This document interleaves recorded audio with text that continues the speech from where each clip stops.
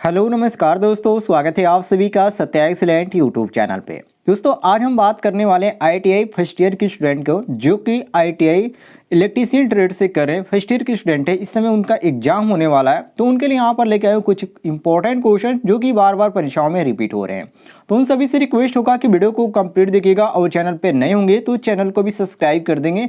नीचे आपको एक रेड कलर का बटन दिख रहा होगा सब्सक्राइब वाला, उसको दबाकर बगल में घंटी वाला आइकन को दबाकर ऑल नोटिफिकेशन पे क्लिक कीजिएगा। सबसे पहले बात करते हैं यहाँ पर क्वेश्चन नंबर 10 से। इसमें क्वेश्चन पूछा जा रहा है कि द्रवों में विद्युतीय धारा प्रवाहित होना कौन सा प्रभाव है, जिसको हम बोलते हैं रासायनिक प्रभाव, जो कि ऑप्शन में आपका डी ऑप्शन दिया गया है। डी ऑप्शन हमारा बिल्कुल करेक्ट आंसर हो जाता है। अगले क्वेश्चन पे आते हैं, जिसमें क्वेश्चन यहाँ पर पूछा गया है कि सीसा अम्ल बैटरी में ऋणात्मक प्लेट बनाने हेतु कौन सा पदार्थ प्रयोग होता है। लेड डाइऑक्साइड या स्पंज सीसा या लेड पेरोक्साइड या लेड सल्फेट। तो इसमें प्रयोग किया जाता है स्पंज सीसा, जो कि ऑप्शन में बी ऑप्शन दिया गया है। बी ऑप्शन हम बिल्कुल करेक्ट आंसर मारेंगे। अगले क्वेश्चन पे आते हैं, जिसमें क्वेश्चन यहाँ पर पूछा गया है कि सीसा अम्ल सेल की निरावेशन की क्षमता या रासायनिक क्रिया के दौरान ऋणात्मक प्लेट पर क्या जाएगा। सीसा अम्ल सेल की निरावेशन की रासायनिक क्रिया के दौरान ऋणात्मक प्लेट पर क्या आएगा। तो ये आपका आता है लेड सल्फेट अर्थात PbSO4 आता है, जो कि ऑप्शन में हमारा सी दिया गया है। तो सी ऑप्शन हम क्वेश्चन के अनुसार बिल्कुल करेक्ट आंसर मारेंगे। अगले क्वेश्चन पे आता है दोस्तों, जिसमें पूछा गया है कि शुष्क सेल में धनात्मक इलेक्ट्रोड के रूप में क्या प्रयोग होता है। शुष्क सेल में धनात्मक इलेक्ट्रोड के रूप में क्या प्रयोग होता है। तो इसमें कार्बन का प्रयोग होता है, जो कि ऑप्शन में आपका बी ऑप्शन दिया गया है। तो क्वेश्चन के अनुसार बी ऑप्शन हमारा बिल्कुल करेक्ट आंसर हो जाता है। अगले क्वेश्चन पे आते हैं दोस्तों, जिसमें पूछा गया है कि M बराबर Z/IT सूत्र में Z अक्षर किसे इंगित करता है। तो ये जो मैं आपको क्वेश्चन ये बता रहा हूँ, ये बार बार मैं आपको बता रहा हूँ क्योंकि ये क्वेश्चन आपका बार बार रिपीट हुआ है, इसलिए मैं इसको दोबारा कवर किया हूँ। तो ये आपका प्रयोग यहाँ पर जो होता है इंगित करता है, ये विद्युतीय अपघट के ECE को इंगित करता है, जो कि ऑप्शन में आपका बी ऑप्शन दिया गया है। बी ऑप्शन हम बिल्कुल करेक्ट आंसर मारेंगे। अगले क्वेश्चन पे आते हैं, जिसमें क्वेश्चन यहाँ पर पूछा गया है कि कंड्यूट पाइप कैसे निर्दिष्ट किया जाता है। ये किए जाते हैं, पहला ऑप्शन है लंबाई मीटर में या दीवार की मोटाई mm में या आंतरिक व्यास mm में या बाह्य व्यास mm में। तो यहाँ पर आपका करेक्ट आंसर हो जाता है option number D, outer diameter in mm में, मतलब कि व्यास mm में। तो यहाँ पर हम डी ऑप्शन बिल्कुल करेक्ट आंसर मारेंगे। नेक्स्ट क्वेश्चन पे आते हैं, जिसमें क्वेश्चन पूछा गया है कि कम धारा रेटेड केबल को उच्च धारा भार में जोड़ने का क्या प्रभाव होगा। तो ये जो होगा, गर्मी के कारण केबल जो होगी खराब हो जाएगी, जो कि ऑप्शन में आपका डी ऑप्शन दिया गया। यहाँ पर देख सकते हैं cable damage due to heat, अर्थात गर्मी के कारण केबल जो होगी खराब हो जाएगी। तो ऑप्शन नंबर डी हमारा यहाँ पर बिल्कुल करेक्ट आंसर हो जाता है। डी ऑप्शन हम करेक्ट मारेंगे।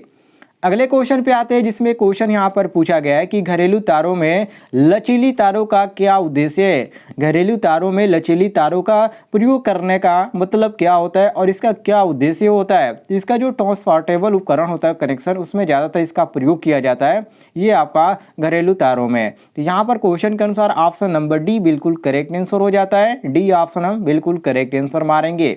अगले क्वेश्चन पे आते हैं, जिसमें क्वेश्चन पूछा गया है कि सीलिंग में स्क्रू का छेद भरने हेतु भराव पदार्थ के रूप में किसका उपयोग किया जाता है। क्वेश्चन को मैं दोबारा रिपीट कर रहा हूँ, सीलिंग में स्क्रू का छेद भरने हेतु भराव पदार्थ के रूप में किसका उपयोग किया जाता है। इसमें किस चीज़ का उपयोग किया जाता है दोस्तों। इसमें तो आपको ऑप्शन बहुत सारे देखने को मिल जाते हैं, लेकिन इसमें हम सीमेंट का ही प्रयोग करते हैं, जो कि यहाँ पर आप देख सकते हैं सी ऑप्शन हमारा दिया गया है, बिल्कुल करेक्ट आंसर। सी ऑप्शन हमारा सही हो जाता है। अगले क्वेश्चन पे आते हैं, जिसमें क्वेश्चन पूछा गया है कि MCB अर्थात DC श्रृंखला MCB का अनुप्रयोग कौन सा है। AC मोटर या DC मोटर या लोकोमोटिव या वातानुकूलनकर। तो यहाँ पर आपका जो सही हो जाता है क्वेश्चन के अनुसार ऑप्शन नंबर सी करेक्ट हो जाता है, जिसको हम लोकोमोटिव बोलते हैं। तो सी ऑप्शन क्वेश्चन के अनुसार हम बिल्कुल करेक्ट आंसर मारेंगे।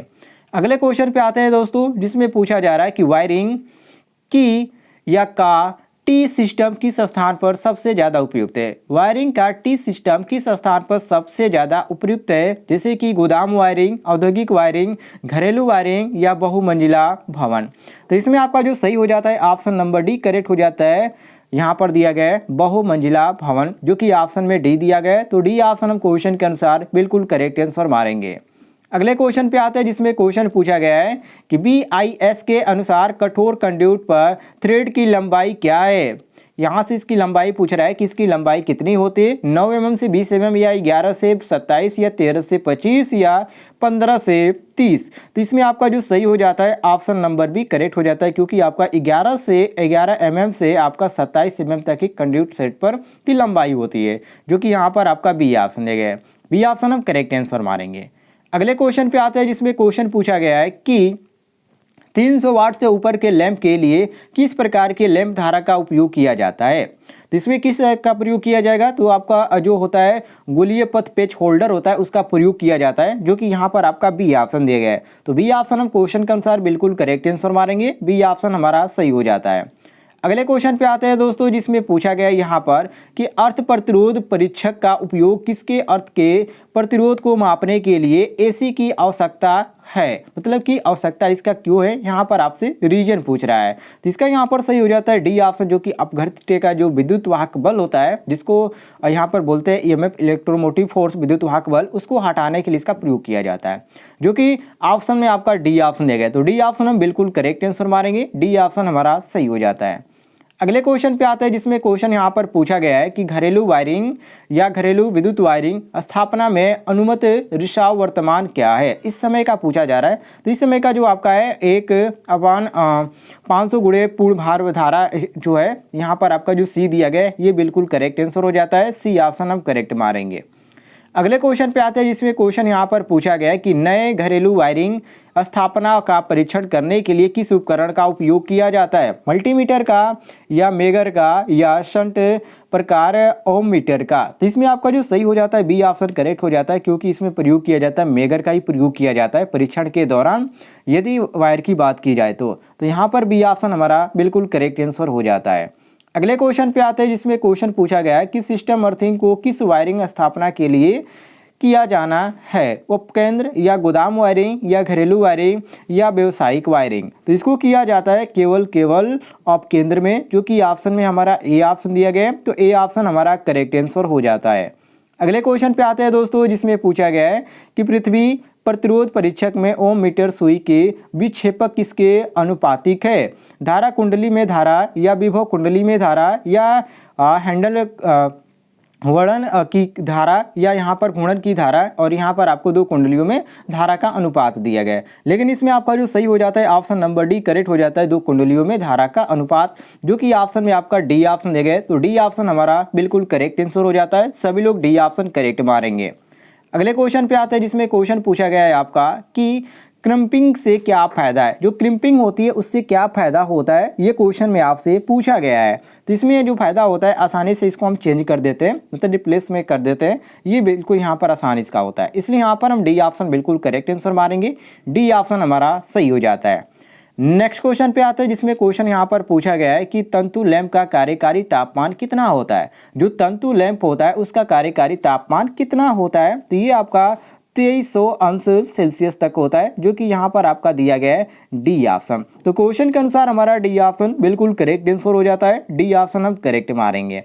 नेक्स्ट क्वेश्चन पे आते हैं दोस्तों, जिसमें पूछा गया है कि किस प्रकार का प्रकाश फिटिंग डिजाइन चकाचौंध से मुक्त है, अर्ध प्रत्यक्ष प्रकार का या अर्ध प्रत्यक्ष अप्रत्यक्ष प्रकार का या प्रत्यक्ष प्रकाश प्रकार का या अप्रत्यक्ष प्रकाश प्रकार का। तो इसमें आपका जो सही हो जाता है ऑप्शन नंबर बी करेक्ट हो जाता है, अर्ध प्रत्यक्ष प्रकार का, जो कि ऑप्शन में आपका बी ऑप्शन दिया गया है। तो बी ऑप्शन हम करेक्ट आंसर मारेंगे।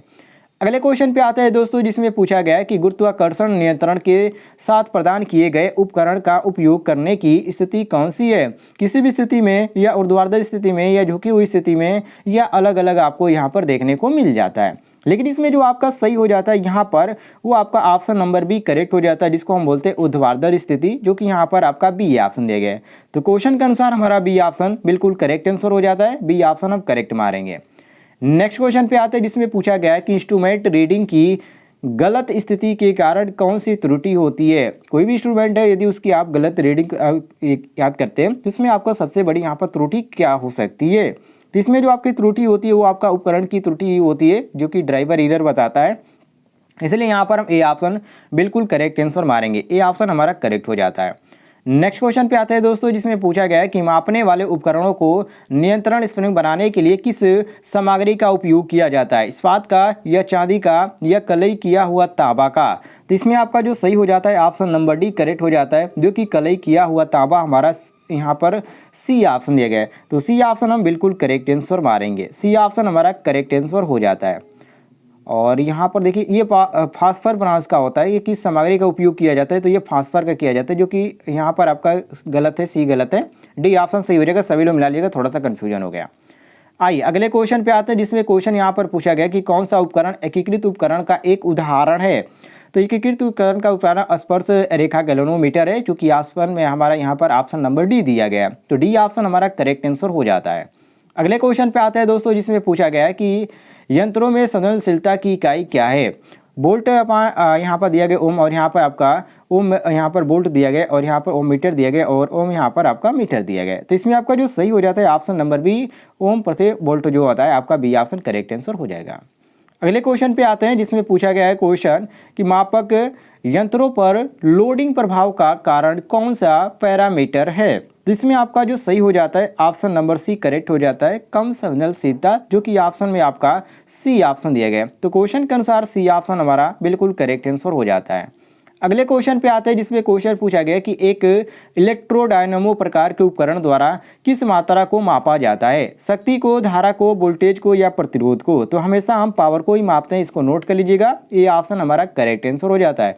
कमेंट में जरूर बताइएगा दोस्तों, यदि आज की डेट में इस तरह के क्वेश्चन पूछे जाते हैं तो कमेंट में जरूर बताइएगा। फिलहाल दोस्तों मिलते हैं नेक्स्ट वीडियो में और वीडियो के साथ।